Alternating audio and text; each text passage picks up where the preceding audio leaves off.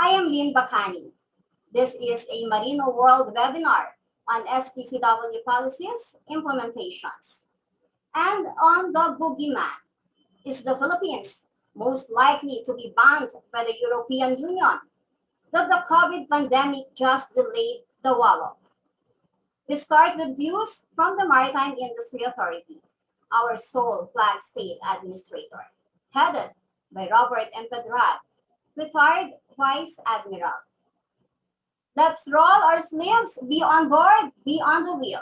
With Administrator M. Pedrad, workhorse on our maritime directions of unquestioned integrity, with the full trust of the President. Administrator M. Pedrad, please. Thank you very much, Lynn Bacani, and welcome to Marino World virtual webinar. And I am overwhelmed by this invitation. You know, in France, there are lots of good restaurants, but there are critic and audit team moving around. They do not comply with their standards or requirements, so they will shut down the restaurant. And I am overwhelmed by the presence of our great panelists today, foreign and domestic, who are here with me today and going to critic me, or maybe ask question and maybe judge me if if Marina has done our job in the midst of the pandemic. So good afternoon to everyone. I'd like to be presenting to you a brief on the compliance of the Maritime Industry Authority and some of the projects pertaining to STCW, or to look into the moral and welfare of our Filipino seafarers, our modern heroes, wherein 1 out of 4 seafarers around the world is a Filipino. So 400 out of 1.6 million seafarers around the world is a Filipino. It's very challenging. The scope of my presentation will cover the following.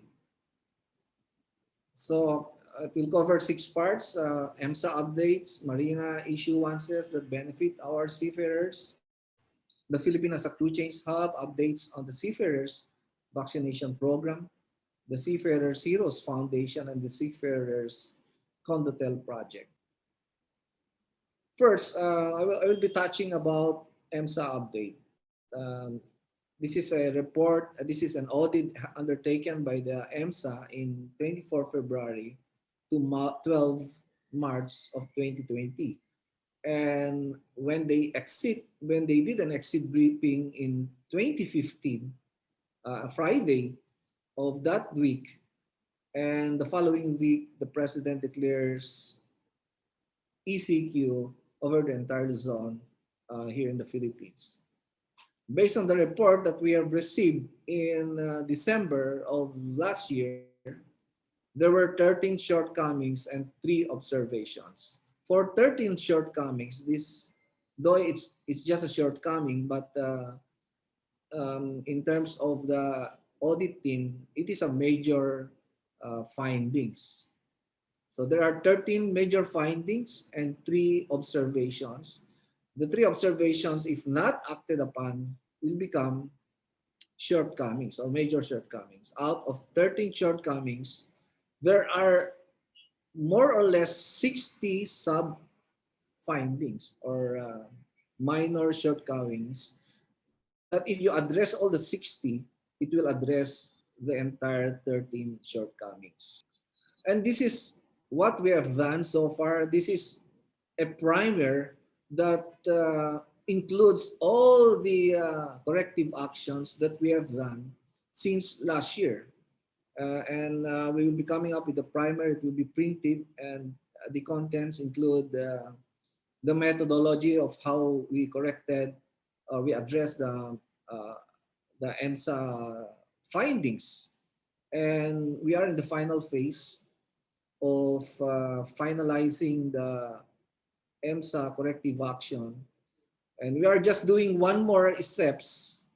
And I'd like to inform everyone that the EMSA, the European Commission assessment report has not been received by the Maritime Industry Authority. This is what we have done since last year. We created a task group, divided them into 6 working committees that focus on the preparation for the corrective action of EMSA. And then this task group undertook a root cause analysis of the findings through the review of internal core process and existing policies using supply input, process output, and customers diagram, 5 why analysis, fishbone diagram. In short, they conducted a study on how to completely address the findings of EMSA. And then after which we came up with a formation of a comprehensive action plan to address EMSA findings. One more thing is we undertook handled meetings with the higher education because EMSA came here and inspected 11 of our maritime higher education institution, and we would like that these schools will be able to comply or to address the findings of EMSA when they inspected them. So these are the steps that we're undertaking, and we have only one more step. First, we opened our corrective actions to the stakeholders. It's the first time in 14 years that we allow our stakeholders to look on the corrective action, gave their insight, gave their recommendations, we incorporated it, and that will be the result of our final corrective action. So when we submit it to the European Commission or the Safety of Sea, it is not just a work of the Maritime Industry Authority, but it's the work of the entire maritime industry of the Philippines. So you put all the bright minds, the great minds of our stakeholders, that is the result of our corrective actions for ENSA. One more thing that we are going to do is we will present our report to our stakeholders and do a survey if all the actions taken there will address and close the EMSA findings. And then if they will have to input more, then we will again integrate it to our corrective actions before we finally send it to the European Commission for their assessment. Aside from EMSA, which is also part of the EMSA, these are marina issue ones that benefit our seafarers amidst the pandemic. The first one, this is the latest advisory or a circular amendment of Marina Advisory 2019-91 on extending the coverage of expiring SIRB of seafarers currently on board ships operating both in domestic and overseas, because they will not have time to renew their SRB, so they have to be extended. So we issued two advisory into this effect. Also, the further extension of the validity of Stcw certificate. You know that we have been doing this, and we are on time so that those who are aboard ship can continue to serve even if they are staying aboard ship on an extended period of time. The clarification of reiteration, this is a new policy wherein we remove the 4 courses and training as published by STCW Advisory number 2019-05, which give additional courses for seafarers, even though they are already competent to upgrade their COP or COC. And then instead of spending time in their families, they have to take some courses which can run up to 6 months. So, one of the problem now of our seafarers is their mental health. So Marina will be here to help them so that when they come home, we assure that they will spend more time with their families, re-energize their physicality, their emotion, their mental, and their spiritual health, so that when they are deployed again, then they have the properly energized. And to remove some courses which is not required by STCW convention, and that's what we did. But focusing now on the refreshers course that will continue to upgrade their competence in the performance of their function.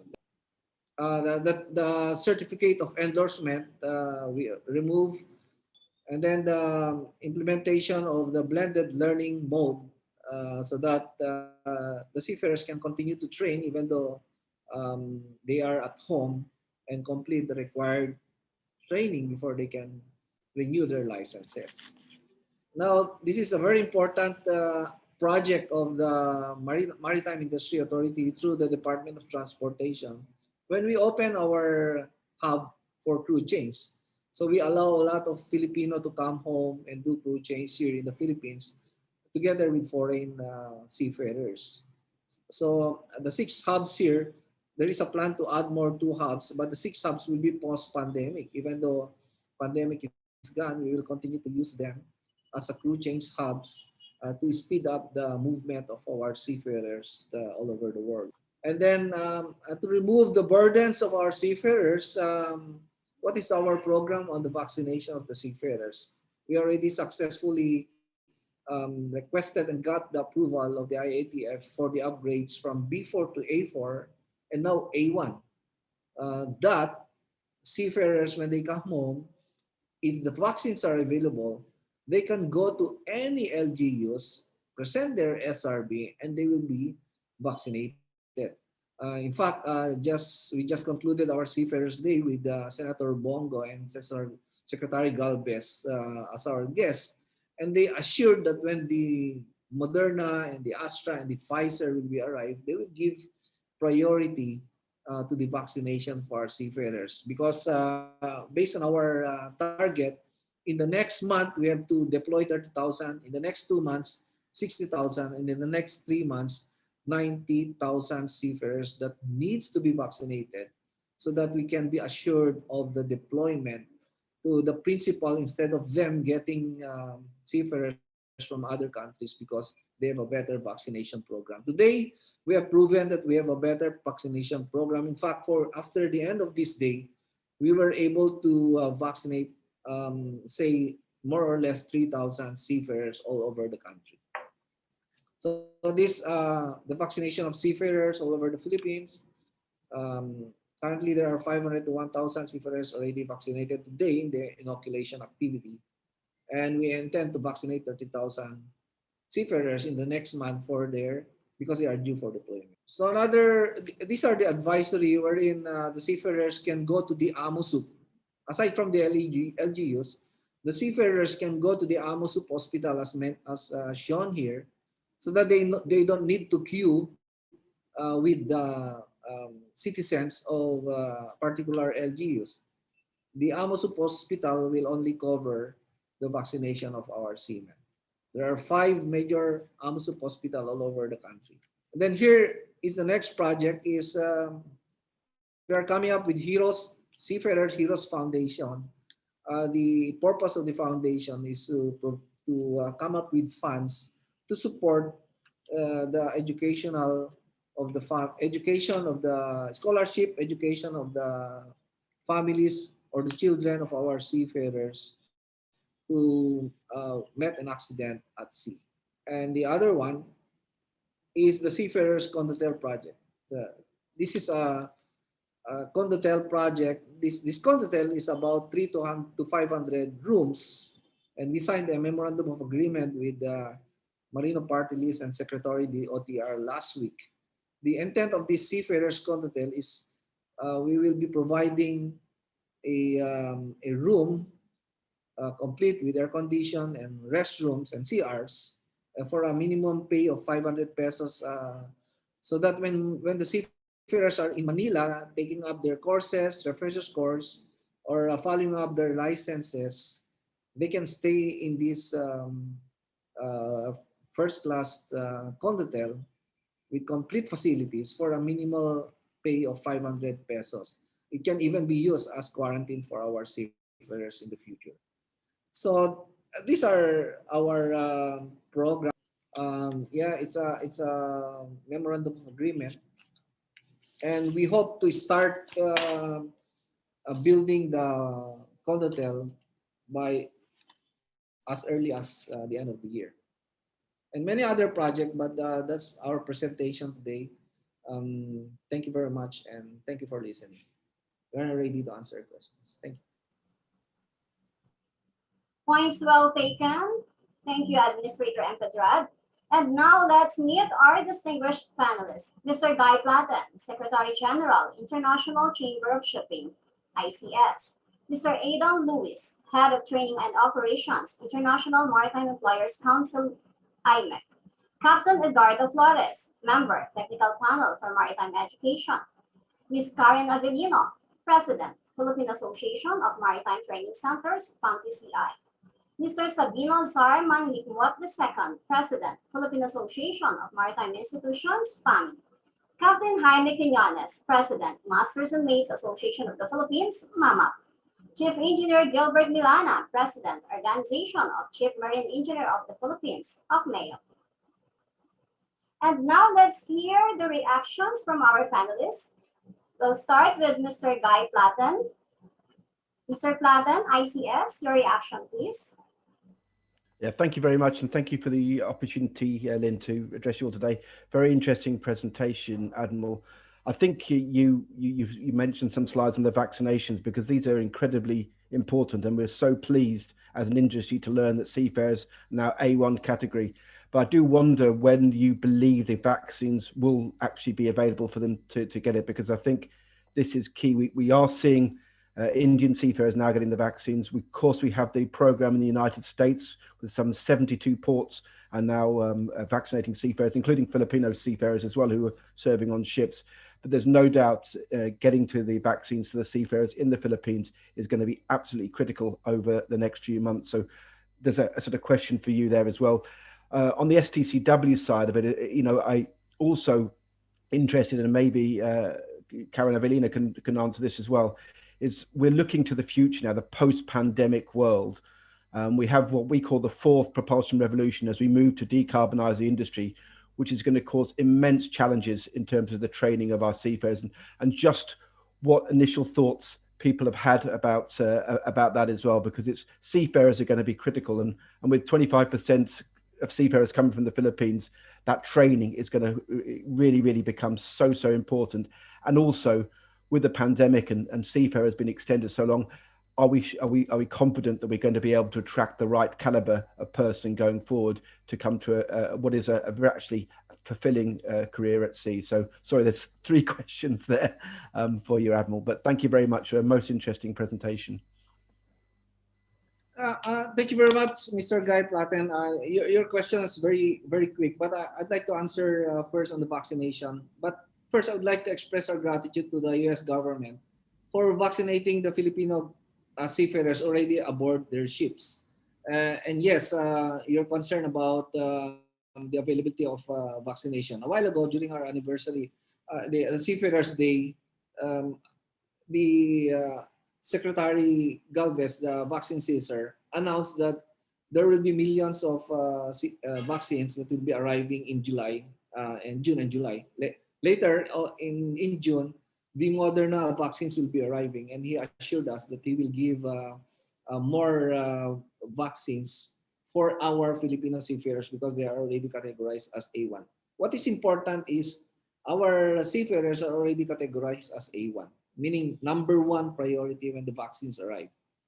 And not only that, he gave the Senator Bongo already instructed that when the seafarers and the vaccination arrives, they will give priority to those who are due for deployment aboard ship. So that is a very good news for us. And I think in June 27, millions of Moderna vaccines will be arriving. And again, I will be coordinating very closely with Secretary Galvez so that we already submitted the 30,000 seafarers who are due for deployment in June.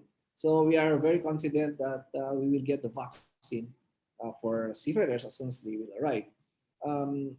The second question is what about?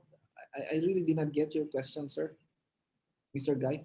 Yes, sorry. It was we're now moving to post-pandemic, and we need to focus on training of seafarers for the future, and we are embarking in the next 10 years on a rapid decarbonisation agenda with the industry. New fuels, new systems. It's going to require a new and digitalization of things as well is what thoughts you might have about preparing Filipino seafarers for that future work, because we are so dependent on excellent seafarers coming out of the Philippines. Yes, that's a great question. First and foremost, I'm not sure if the pandemic will be out very soon. Maybe when the vaccines, when we will all be vaccinated. But we have a program on blended learning, the on online automation of a way of providing education and training to our seafarers. That's what we are doing right now. And the programs of what is good is the maritime industry is in charge with the domestic ships, the international ship, and even the shipbuilding and ship repair program. Some of the programs of the maritime industry related to less fuel efficiencies, uh, we can use this as our venue to provide training for our seafarers, and that we will do just that, and we will continue to also engage our counterpart in the counterparts in the Asian and even in Europe's on what new training is being given to our seafarers. So we will continue to look into that and provide the necessary training to our seafarer, align with the new technology and align with the challenges of the future in the maritime industry. And I hope I was able to answer your question. And what's the third one, sir? I think that's fine. I think perhaps just closing, I'll pass on to other panelists. Is the world owes a debt of gratitude to our seafarers on this day of the seafarer as well, and particularly the Filipino seafarers, of course, as well, who've kept the world supplied throughout the last 15 months. And as you say, the pandemic isn't finished yet, and will continue to do their job, and it's their health and their welfare and their well-being that we're all very concerned about. But thank you very much indeed, Admiral. Yes, sir. One thing more is we have been coordinating or meeting with some owners in the Greek, Japanese, and even in European ship owners. And what they assure me is that they are bent of hiring Filipino seafarers because they're industrious, they're resilient, um, they're competent, and they are very friendly. So these are the values that the seafarers, Filipino seafarers, have. So yes, the challenge is how to make our seafarers competent so that our principals will continue to hire them. Thank you, sir, for that Sir question. Luis of IMEC, your perspective or that of IMEC regarding the training? Yeah, thank you, Lynn, and thank you, Admiral, for the very interesting presentation. I think my reaction would be a comment, I suppose, rather than a question. And we're obviously at the moment waiting for the reaction of the European Commission, which is a very important factor. But I think that's only one side of the story. And I think the other side is how shipping companies are going to react to this news. It's been about 10, 15 years now with the EMSA situation. And of course, crewing is quite fluid, and there's nothing necessarily holding shipping companies to the Philippines.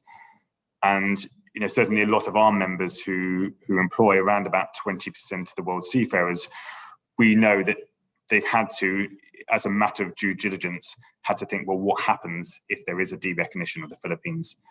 And unfortunately, we've already seen that in crew movements. So we know that the POEA numbers are down. They have been down for the last few years, year on year. From our recent survey, we've also seen that in both the officer and the rating employment numbers, there has been a steady decline over the last 6 years from the Philippines and an increased number from the Indian subcontinent. So we know numbers actually not lowering. We know they are going up overall, but the dynamics between different companies or countries are happening. So my, I suppose, comment would be that it's been very positive to hear what Marina have been doing over the last 12 months, especially during the pandemic. And I'm very pleased to hear also that there's going to be a lot more engagement of key stakeholders. And I think that's going to be one important aspect going through to make sure that companies don't lose their confidence in the Philippines. Because we know at the end of the day, we know the Philippines can produce very good quality seafarers. And we see that every year from graduations at places like BMA and Mark. And we just need to make sure that consistency is there and shipping companies, like I say, don't lose their confidence. So thank you very much for the presentation, and I look forward to the future discussion. Let's hear from the training centers. Ms. Karen, from PCI, how are the training centers affected? Can I first answer the question of Guy Platten earlier? Sure. Okay. There are some training centers, especially those that are affiliated also with European clients. Okay.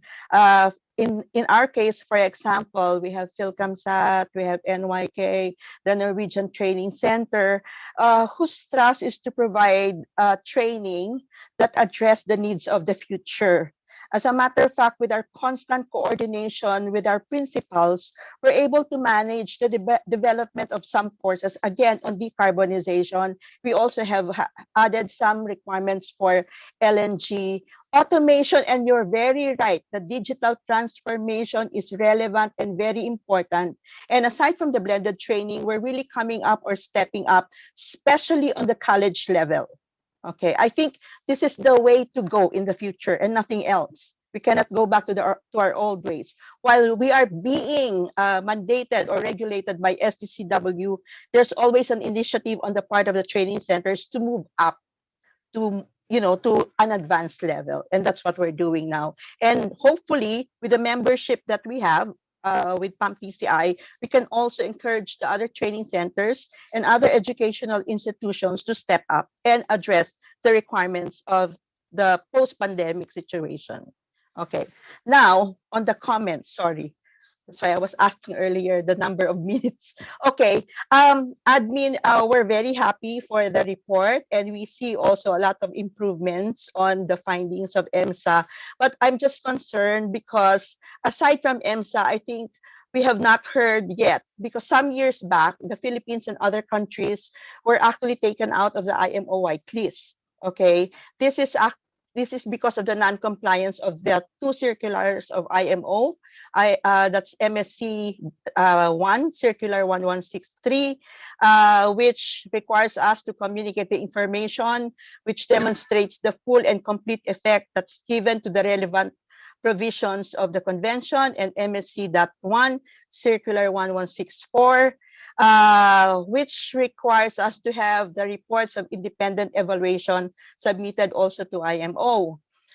Because what we feel is that during the plenary session of HTW 6 session in 2019, the Philippines made an intervention during the plenary session to comply with these requirements. But we really have not heard anything yet on the side of Marina now, if everything is now in order in terms of the IMO requirement. Our concern is that IMO is a bigger issue compared to EMSA, because EMSA also follows the SCCW requirements that's mandated by IMO. That's just my question.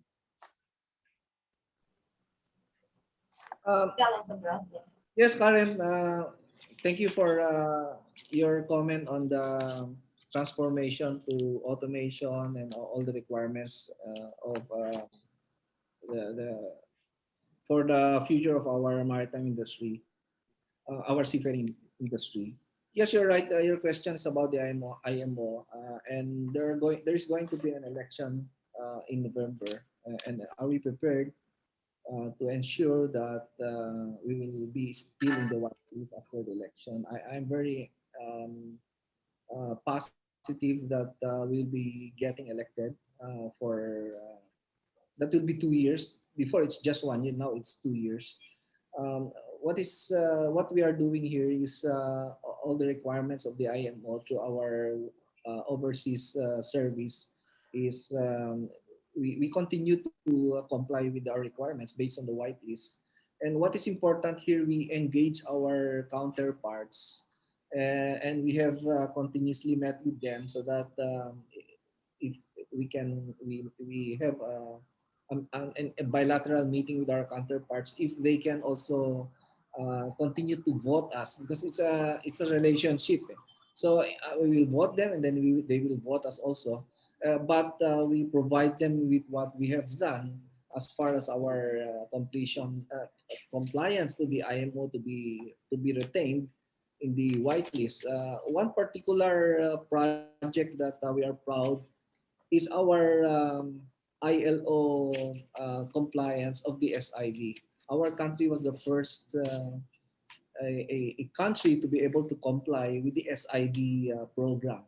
It's ILO 185, though it's an ILO, but we were able to defend our program and it was approved. So we are one of the first countries that has been approved compliant with the requirement of the SID. That's why we are now giving SID to our seafarers. And but other programs of the IMO, we continue to host major programs of the ASEAN and even in the European on IMO collaboration programs in the international scene. So, in fact, there is the MEPSIS we twice hosted the MEPSIS already, and we continue to be in the forefront of in major engagement with our counterparts in the international as far as the IMO is concerned. So, and we have a lot of project to ensure that we can be elected again in the whitelist. And Karen, maybe I can provide you a copy of all our programs. Maybe I can email it to you personally. What are the projects that we have been doing as far as our candidature for the IMO in November is concerned? Okay, thank you, sir. And now let's hear from the technical panel member, Captain Edgardo Flores, please. Yes, good afternoon, Administrator Bavin Pedrad, and to everybody, to all the panelists. Well, first and foremost, I want to congratulate Vice Admiral and Pedrad for doing so many things. You took us by storm, sir. So many changes in a short while, and we thank you for that. Have some question, and not a question actually, it's a comment also to Mr. Gaitlat, and regarding this issue of I mean the fuel consumption, fuel efficiency, and everything, something like that. Well, of course, we have to accept that Philippines is not yet on the level of the Europeans, and you are hiring. We accept that 25% of the whole manning force is coming from the Philippines. Since we have that not yet that technology, what can ICS do to help us on this matter? Because we need to be guided correctly in order to deliver everything in order, so we can be useful in your ships. Sir Platten. Yeah, thank you very much, Captain. I think it's not just Filipino seafarers, it's seafarers the world over. We need to prepare for the future. So it's about fostering that talent and making people aware that the industry is going to go through fundamental change, in my opinion, over the next 10 years. And it is raising that awareness now. It's not the Europeans are further ahead, because they're not, absolutely not. What it is, you've got some excellent training establishments in the Philippines, and as well. It's about having that debate and that dialogue now, and not waiting until the technology is there. That's really my point I want to make on this. It's so important that whilst we focus on the immediate challenges of the pandemic, we look beyond that as well, to make sure that there's a bright future for Filipino seafarers who want to pursue a career at sea. I hope that answers the question. It's not a one nation thing. It's a global problem we have here, and it's wanting to get the debate started now. And now let's hear from the education. PAMI, Mr. Nangitwa. Thank you very much, Karen. First and foremost, let me congratulate you and thank you, Marino World, for conducting this activity. And I would like to greet everyone in the panel, including our administrator. Good afternoon, sir and ma'am. First, let me give you another perspective of this EMSA inspection. When EMSA inspected most of the MHEIs, the first statement was that the focus of inspection was to check the effectivity of the administration in implementing the STCW. So in other words, the MHEIs were used to validate if the implementation was effective or not. But having said that, we in PAMI and most of the MHEIs accept the findings that was given by EMSA. And because of this, PAMI has taken proactive measures and proactive actions to address this issue. One of which is that PAMI, together with Gold, is developing now a faculty and administrative development program. This is our answer to the findings of EMSA, where you see that there are uh, some loopholes or some weaknesses in the administration of the maritime education. Hopefully, this program can address these issues. Second, yesterday we just finished our PAMI General Planning Conference, and we had two resource speakers who made mention and made clear of the future of maritime education. And with this, we are also looking at the future where we are incorporating and we will be trying to design together with our stakeholders ICT programs, robotics, addressing the new and the change in future job competencies as dictated and as said by the World Economic Forum. However, for now, we would like Marina to review and revise the PSG so that it would be more clearer. We have always called this out in all of our forums, and hopefully, with the proactiveness and the leadership of our administrator, this will give an ample attention because it would really help everyone that we are clear on how we're supposed to operate, we are supposed to manage, and looking forward, it would really be better for us that we have a clear and visible horizon. And I'm happy to learn that um, our administrator said earlier that the final draft will be presented back to the stakeholders. The final draft or the final report to the EMSA will be presented back to the stakeholders. I applaud Marina for this. This is what we have been crying for, the active engagement of the stakeholders in developing and answering the Marina report. So with this, sir, Mar- PAMI is in supporting you in your undertaking, and especially when it comes to addressing the EMSA issues and for nation building. Thank you very much, sir. Administrator and the judge. Yes, you're very right, sir. This is the first time that Marina has opened the EMSA findings to our stakeholders. This is the first time that the stakeholders were involved in addressing the findings of EMSA. You're right. Part of our corrective action is to strengthen or enhance our policies, standard, and guidelines to ensure that all schools will have the same standards.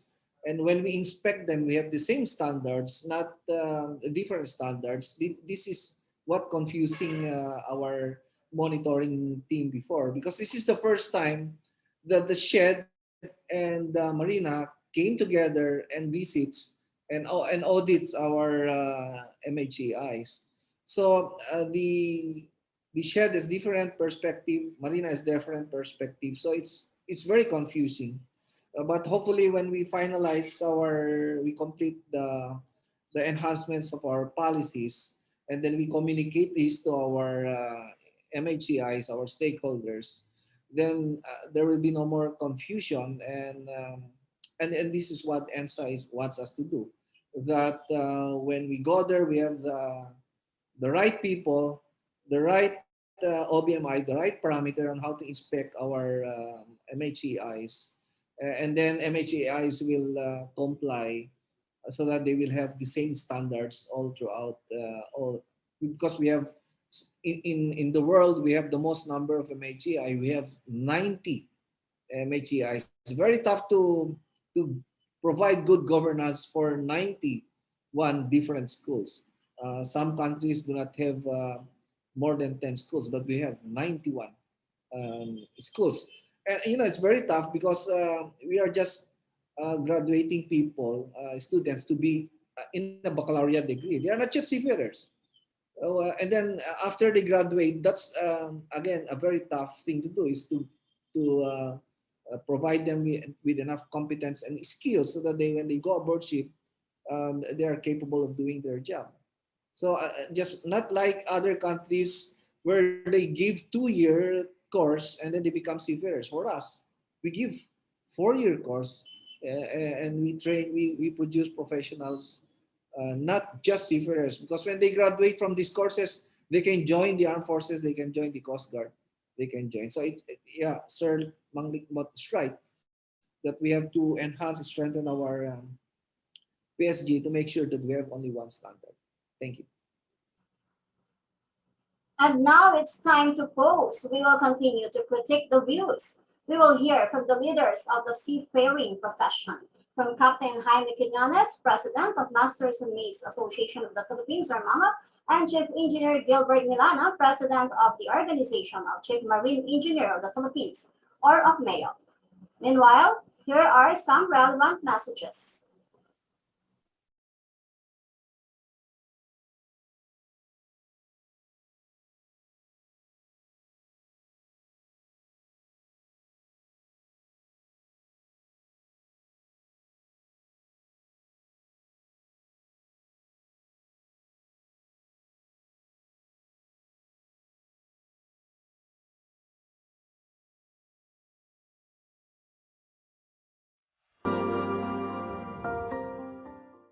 I'm Steve Cotton, I'm the General Secretary of the International Transport Workers, and today we're here to celebrate the Day of the Seafarer.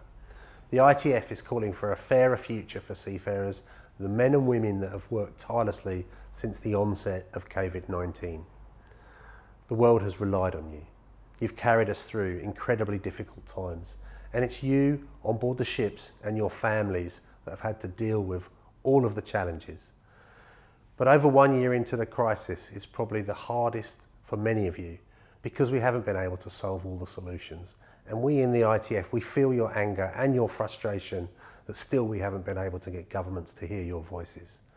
The ITF Global Union stands firmly behind and beside you. And it's critical that we stop this treatment so we can achieve a much better, brighter future for you as seafarers. We speak out about the injustice in the global distribution of vaccines and demand priority for the seafarers of the world. We continue to work with our social partners on solutions for the crew change, putting more and more pressure on governments to deliver on their promises, charterers to stop their bad behaviour, and economic employers to be accountable for the whole of the supply chain. In the Philippines, the ITF, the International Maritime Employers Committee, and AMASUP are running a successful crew change pilot. The ITF Seafarers Trust, our charity, donated the equivalent of 200 oxygenator machines and essential supplies to the Indian seafarers and their families. And our 134 ITF inspectors and coordinators have collected almost 45, yes, unbelievably, 45 million US dollars owed in 2020. The seafarers are more visible than they've ever been before, and your name and your reputation as modern day heroes is critical. But we must take this opportunity to demand better rights, better conditions, more respect, and hold those irresponsible employers and their flag states, port states, accountable. We want normal crew change. We want you to have the freedom as key and essential workers to move around the world with the respect that you've earned. It's critical for you and in the cruise sector that the seafarers have been so badly treated can now have the opportunity to get back to work and provide for their families. For us at the ITF, the Day of the Seafarer is not just the 25th of June, just one day a year. It's every single day. And you've shown throughout this pandemic that you are critical to the world's success and economies. So join us, brothers and sisters, in fighting for your and your seafarer colleagues' rights. Let us continue moving the world together and show how critical you are. Thank you all. Good day. Today, the 25th of June, is the Day of the Seafarer. It's your day. But what does that mean to non-seafarers? Without you, the lights would go out. Without you, the supermarket shelves would be empty. Without you, there would be no gas in the tanks. You keep the world economy moving. You are to be congratulated.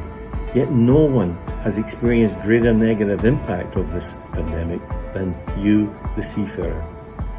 As a former seafarer and the manager of the Liberian Registry in Hong Kong, I congratulate you all on this day and every day for your continued and professional support. Thank you and keep safe. On behalf of Liberian Registry Manila office, I would like to wish you a happy Seafarers Day. And as a seafarer's wife, I know life at sea teaches you harsh reality of life, real-time challenges, long tiring working hours. So keep safe, strong while you are miles away from home.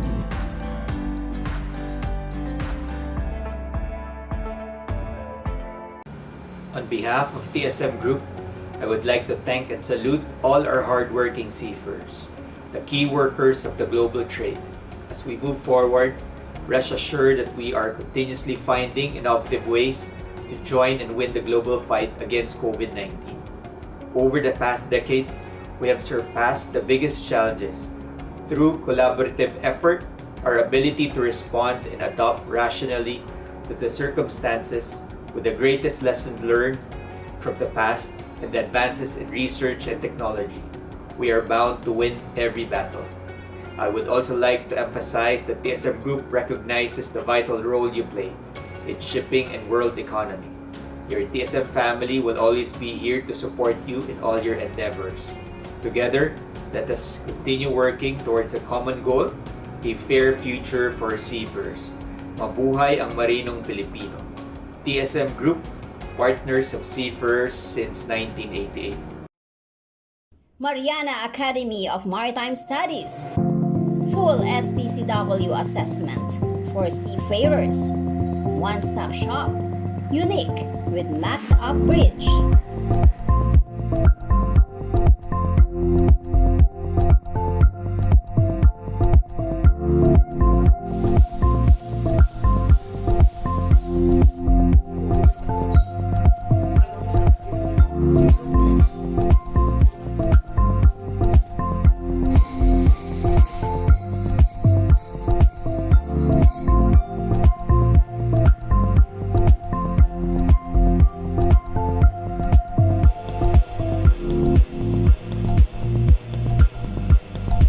Mariana Academy of Maritime Studies stands firm on its commitment on training and assessment despite challenges of the pandemic.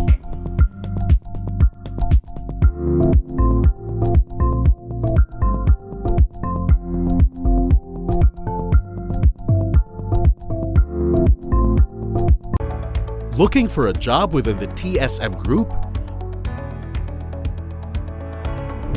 Wait no more. Let innovation work for you. Take your job search to the next level and do it anytime, anywhere. Introducing TSM Recruit, an app-based recruitment tool for a more convenient job search and application. The first of its kind in the Philippine maritime industry. Want to know more? Download the TSM Recruit app now on Google Play or the App Store.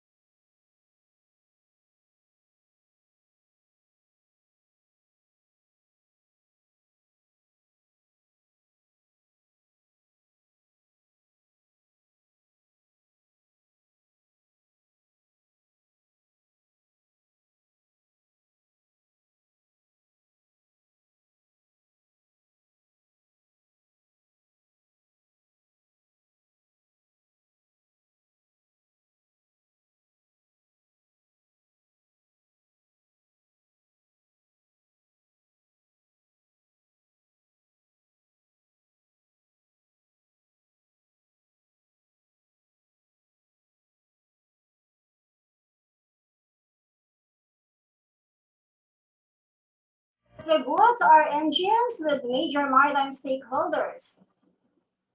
Your reaction, please, Captain Quinones of MAMA.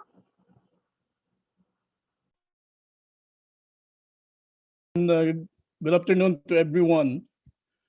First of all, I'd like to extend our sincerest appreciation to Vice Admiral Impedrad for initiating, for his initiatives and proactive actions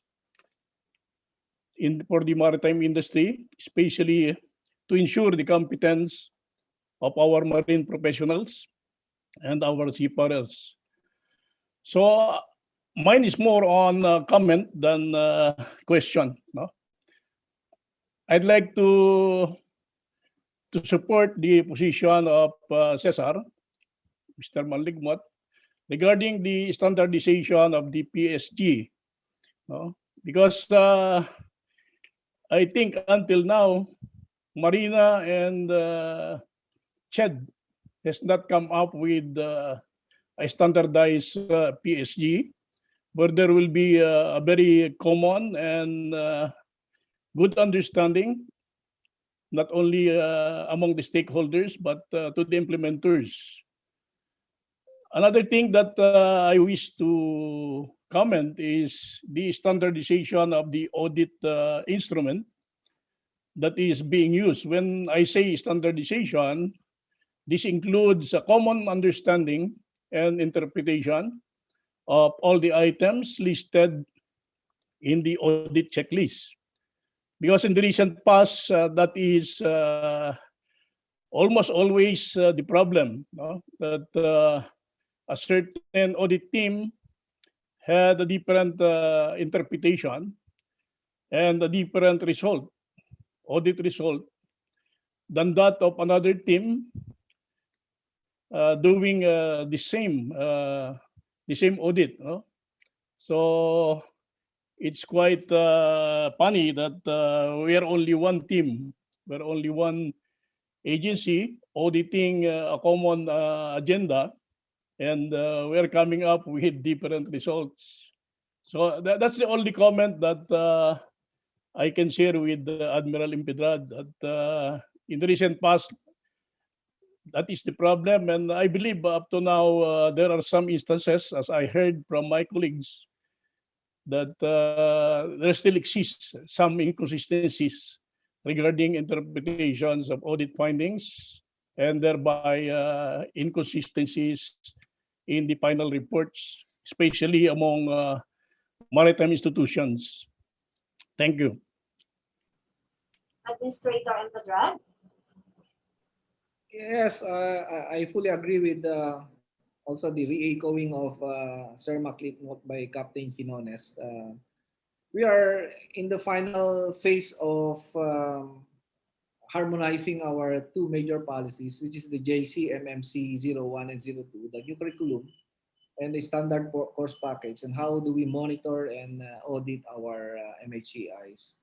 Once this is completed, I think the issues about a different interpretation when we do audit, including the OBMI, we will be coming up with one standard parameters so that we will, when we inspect the school together with CHED, there is no more issues. As I said, we are going to finalize our corrective action, the amendment to JCMMC 01 and 02. We will bring this back to our stakeholders, particularly MHCI. What else can be done after we have shown you our corrective actions, our harmonization of our policies, and then once we finalize getting your input next year, I'm very sure that we were going to do some audit of our schools without any confusion anymore. Because we have not yet finished our JCMMC one, so we are using the old system. Naturally, there is still a confusion because it's the first time that CHED and Marina joined forces to audit our schools. Yeah.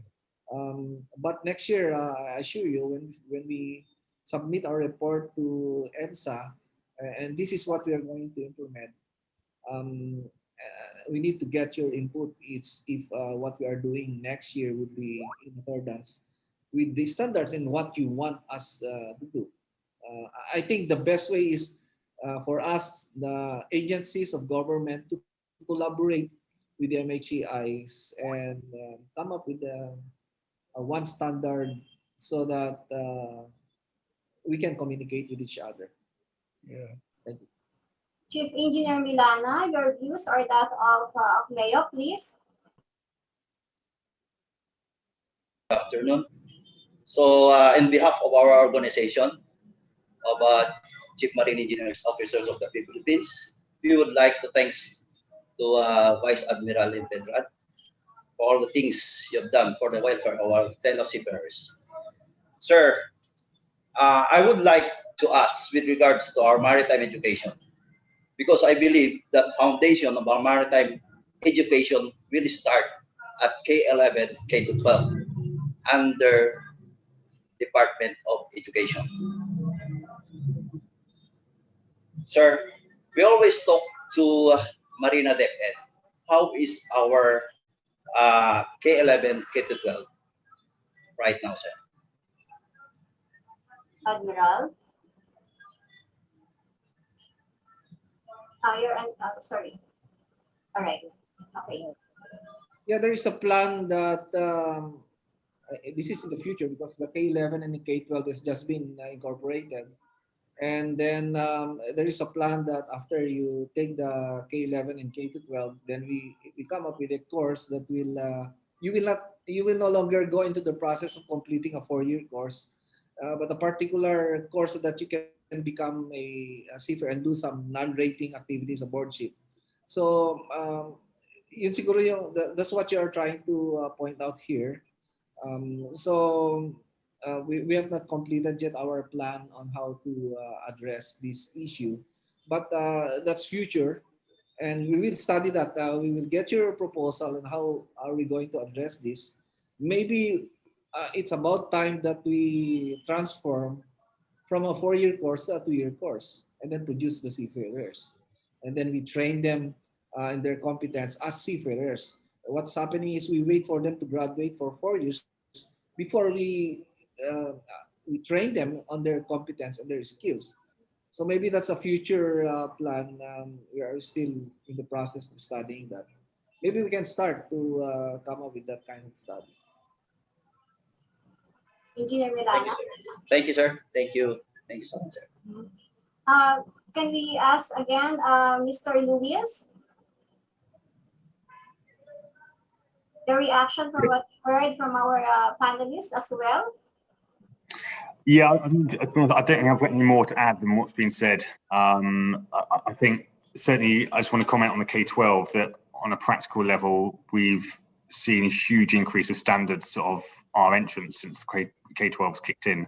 So we see that as probably one of the most important developments that's happened over the last few years, and something that's really brought the standard of Filipino seafarers up. The result of that has been that after the 4-year training program, is that most of, certainly our cadets, and I know it's an increasing trend in the Philippines, that most people after the cadetship are sailing straight on board as officers rather than having to spend more time as cadets or ratings first, which is a huge benefit than what we were seeing a few years ago. So you know that's something we've really seen increase in the Filipino education system, and we really congratulate everybody for implementing that. So thank you. Mr. Platten, please, your views, please. Thank you. I think, like Ms. Lewis, nothing too much to add other than it's been an incredibly enjoyable hour, really interesting discussion and debate, and I've certainly taken many things away from this. But I think what is highlighted is the importance of Filipino seafarers, the importance of training and looking to the future beyond the pandemic. So thank you very much indeed for the opportunity. From PAMI, Mr. Mangdikmot, would you like to react? Yes, thank you very much. Well, I think a win-win situation here would be is that in the senior high school level, because there is already a pre-baccalaureate maritime course track in the senior high school level, maybe we can bring down some of the competence there and formulate a ladderized program starting as the first output, the first level output would be an SR, would be a rating, and the final program output will be for officership. So I guess that would be a good win-win situation because at least we'll be able to focus for the students who would like just to be a rating will stop their education after 2 years. And for those students who have ambitions to become officers, will continue on for that program. So I think that's my suggestion for a win-win situation on this issue. Captain Flores, your views, please. Yes, thank you very much, Ms. Lin. Regarding education, we know it's very essential for all of us, for all the seafarers to be well educated. But of course, we must also concentrate on the training side because once they go on board the ship, it will be the practical operation of the ship. So all of these trainings must be looked at after to be delivered correctly because again, I want to reiterate that education is one part, but the most part when you go on board the ship is the practical operation of a ship. So anyway, the drastic change and some things have been done by both Marina and Ched in order to upgrade this education that we have now, so we can be in line with what is the requirement of the international shipping. And I'm very, very, very thankful to our chairman of the TPME, Sir Administrator Baben Fedrad, for working very, very hard also and very tough in upgrading this education of our cadets. And that is a very good move on his part. I'd like to read a question from the attendees from Engineer Felix Aka, the chairman of PAMI. This is addressed to IMEC and ICS. Will IMEC and ICS be amenable to add another year to the maritime education program so as to meet their future requirements, as 1 year is already eaten up by general education courses? Mr. Luis, your answer, please, to Engineer Felix Aka question.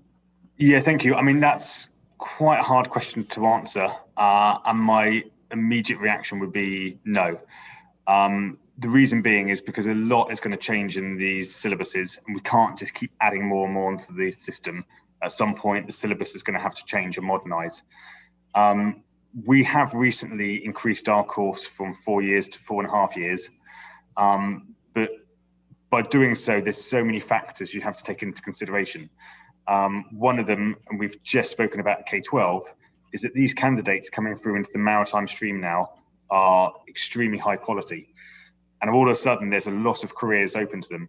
So if we suddenly add another year on their course before they go into paid employment, all of a sudden, maritime looks slightly less attractive.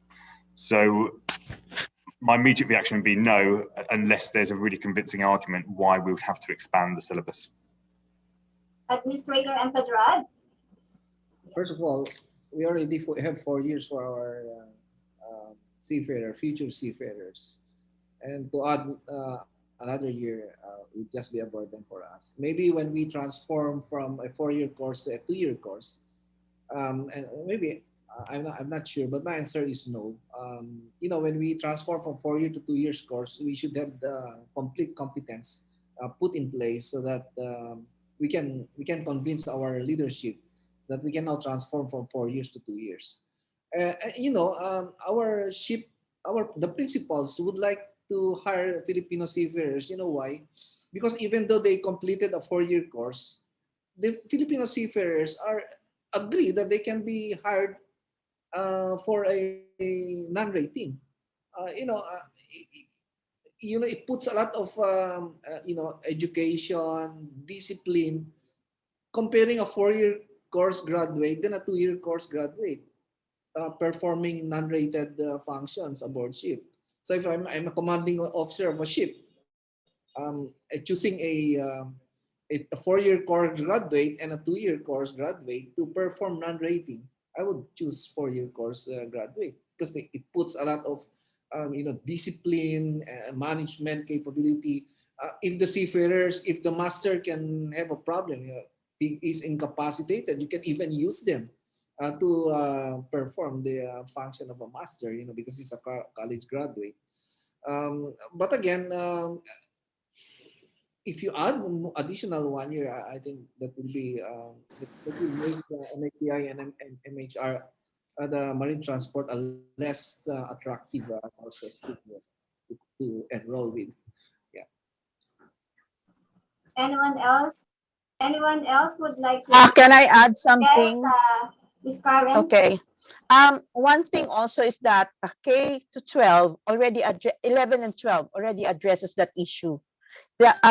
These 2 years have already added some of the educational requirements.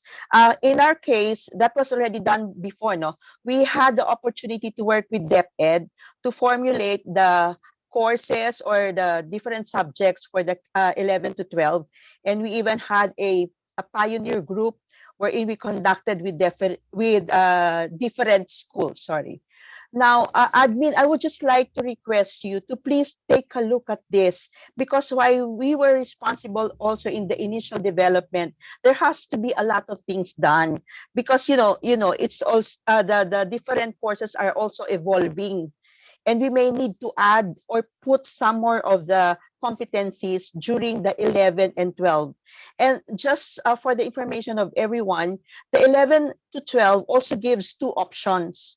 One is for them to immediately work after graduating from grade 12. That would be more on the rating side. And the other option is for them to get a baccalaureate degree, of course. So they have those options. So that's the reason why it's very important that Marina will also take a look at this course from 11, 12, and onwards to their training courses. Captain Quinones, please.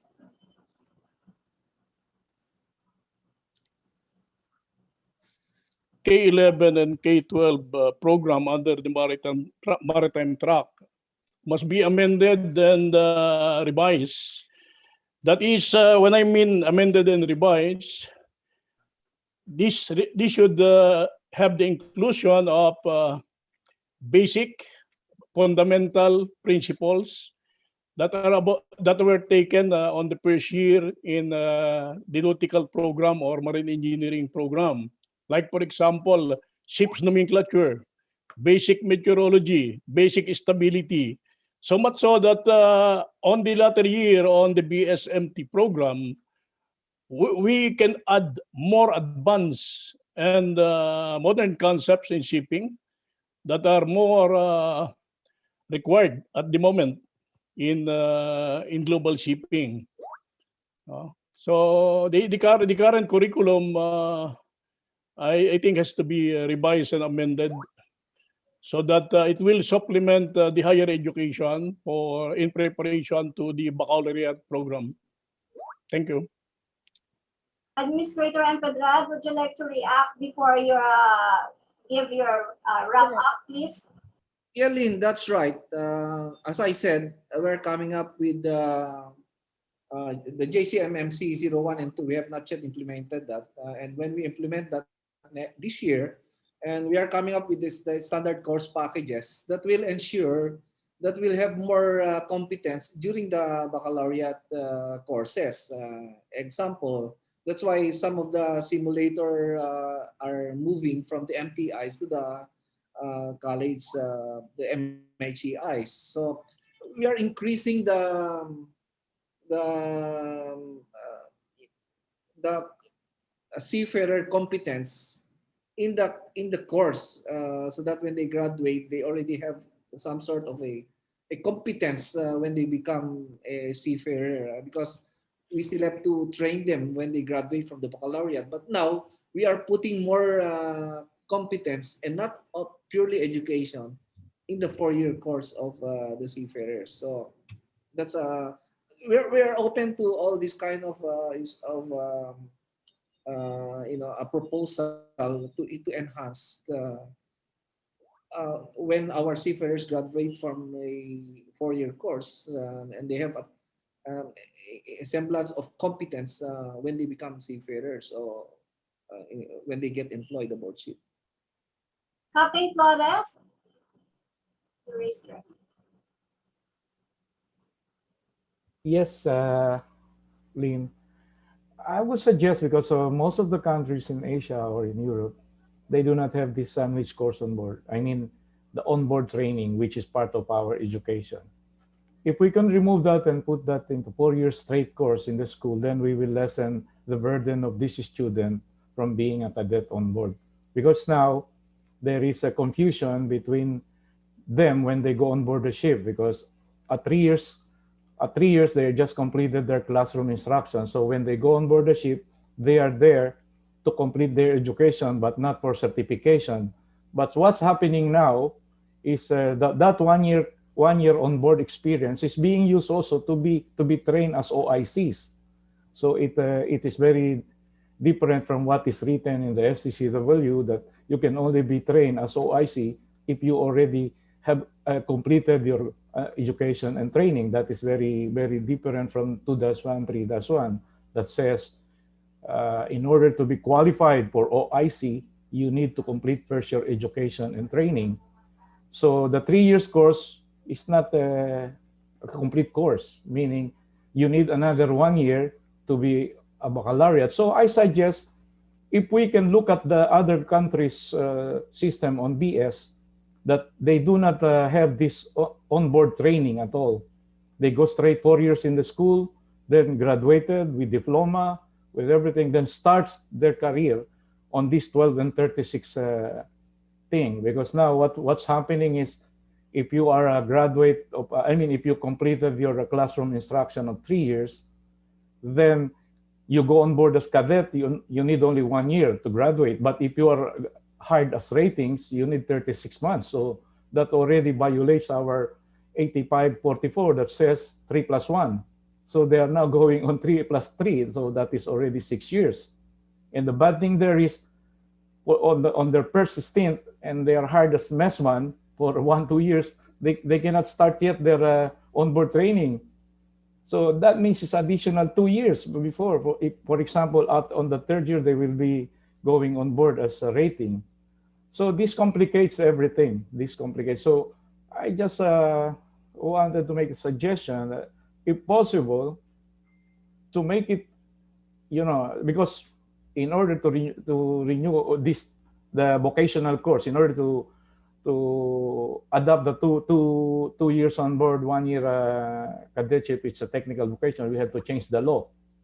But the problem now is this 3+1, because really, I'm really surprised that why after being on board for 1 year to complete your education, you can already take your OIC exam. This is not acceptable because when you are on board, you're still a student. You do not have any personality on board. You're just a cadet. And it violates what is written in the SCCW that you must complete first year education and training. So this is something to be looked after. 4 years course straight in the school, then go and be under this 12 and 36 rule by written in STCW. Mr. Manglikmot, your reaction, please. Thank you again. Just 2 reactions. Number 1, PAMI is with Ma'am Karen and Captain Jaime Quindones on the revisit of the curriculum for senior high school. Other concern is the premise on why I proposed earlier that there should be a ladderized program for the maritime education. I stated that 2 years can be dedicated for the rating, and the next 2 years or 3 years can be dedicated for their officership. My second comment is that I agree with Captain Flores that the OBT should be removed from the curriculum. Why do I agree with him? Because there have been already scholarly works and research that in a certain period, or maybe in 2025 or 2030, there will be a demand of officers, somewhere around 20,000 for that. And that for us, for schools and for countries under the IMO, the faster we deploy our officerships, our officers, the faster do we deploy our cadets, the better chances of meeting that demand. So I agree with everyone that we have to facilitate the velocity of deploying our cadets to meet that demand in the future. Thank you. Very interesting views, but we need to hear the wrap up from our administrator and Pedran. Administrator, your turn, please. Yeah, I also agree with that proposal. But as Captain Flores said, it's a law. It requires the amendment of the law, which will take you 6 years at the least. So, but we can go into that extent of amending it, and after a 3-year course, we can send our future seafarers on board for deployment already. So let's look into that. I think I agree with that also, so that we shorten the time of future seafarers to stay in college school, because we already extended the high school by 2 years, and then another 4 years. The older we are now graduating older future seafarers, not like before when they after when we don't have the K11 and 12 yet. They graduate at a certain age of 20, but now we are graduating them at age 22. So I'm open with this, and then let's work for this, and as I said, it's a win-win. I fully agree with that. I support it actually. To our attendees, concerns and questions on red will be sent to Administrator Empedrad and the panelists for their option to answer. Your wrap up, please, Administrator Empedrad, your message for our seafarers on this special day of the seafarer, and to our stakeholders as well. Greetings, special greetings to all our seafarers out there. This is your day, and our program just this morning, when we have invited Senator Bongo and telling you that he loves you. The president loves our seafarers, and that's why they are prioritizing you in the vaccination program. The intent of my administration when I assumed last March 15 is to provide a strategic communication to everyone in the Philippines, including our leaders, how important the maritime industry in our country. Not only the seafaring industry, but the shipbuilding, the domestic ship, and even how do we expand our flag. When you expand our flag, when ships will enroll in our flag, you give employment. You generate employment for our seafarers. You generate employment for our shipbuilding. And I think we are winning the strategic communication. And you see a lot of our leaders now. I was telling my team that Marina is now in the map of our governance. They listen to us now. Imagine a senator visiting our Marina for the first time. And a lot of people came here, important people, because they know the importance of our stakeholders. If we expand our flag, then you increase our employment. Our shipbuilding will be profitable, and our logistics will be profitable. So the second one is, I believe, in my 1 year as administrator, collaboration with the stakeholder is very important. Before we don't trust you, you don't trust us, but now we trust each other. We are working together. I think that's the key to success in developing and progressing our maritime industry. And the last one that I'd like to share is, your Marina now is engaged now into improving or alleviating the sad plight of our seafarers, because it affects their mental health, their well-being. So we are coming up with the program. How do we improve the well-being of our seafarers, their mental health, because extended stay aboard ship? How do we improve? Now we are now engaged in that, and we're coming up with a program to enhance the moral and welfare and the well-being of our seafarers. As I said, Marina will love you, all our seafarers, and we will do everything to ensure that what we are doing here is for the benefit of our seafarers and the maritime industry as a whole. Thank you very much. Our primary guest, Vice Admiral Robert M. Pedral, Administrator of the Maritime Industry Authority. And sincerest thanks also to our distinguished panelists, Mr. Guy Platten, Secretary General, International Chamber of Shipping, ICS, Mr. Aidan Lewis, Head of Training and Operations, International Maritime Employers Council, IMEC, Captain Edgardo Flores, Member, Technical Panel for Maritime Education, Ms. Karen Avellino, President, Philippine Association of Maritime Training Centers, PAMTCI. Mr. Sabino Zar Manlikmot II, President, Philippine Association of Maritime Institutions, PAMI. Captain Jaime Quiñones, President, Masters and Maids Association of the Philippines, MAMA. Chief Engineer Gilbert Milana, President, Organization of Chief Marine Engineer of the Philippines, OCMEO. And sincerely